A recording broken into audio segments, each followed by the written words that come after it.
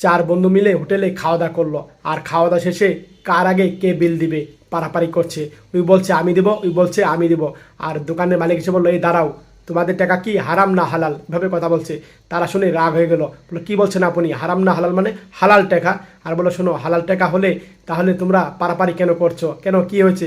পরে আবার কল্পনা দেখলো, যখন মুসলিমরা সবাই নামাজ আদায় করছিল, আর যখন নামাজ আদায় করে যখন নামাজ শেষ হলো, সালাম ফিরালো মসজিদে মুসলিরা।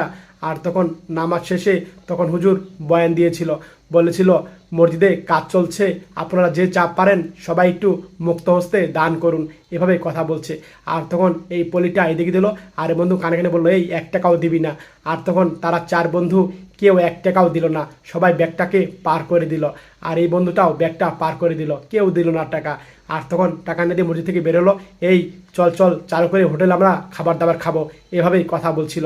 আর তখন তারা হোটেলে খাওয়া দাওয়া শেষে তখন এভাবে জায়গা বিল দিয়েছিল, বলল মসজিদে মাইকে এলান দিল, আপনারা কেউ 1 টাকা দিলে না, 4টা বন্ধু যদি 20 টাকা করে দিতেন তাও হতো, কেউ টাকা দিলেন না। আর এই জায়গা কার আগে কে বিল দিবে আপনারা পারাপারি করছেন, আরে ভাই এটা কি কাজ ঠিক হয়েছে, এভাবে কথা বলছে।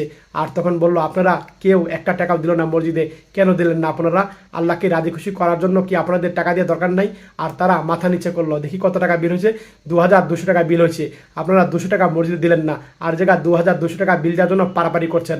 হুজুর সরি, মাফ করে দেন, এভাবে কথা বললো। নেক্সট টাইমে আমরা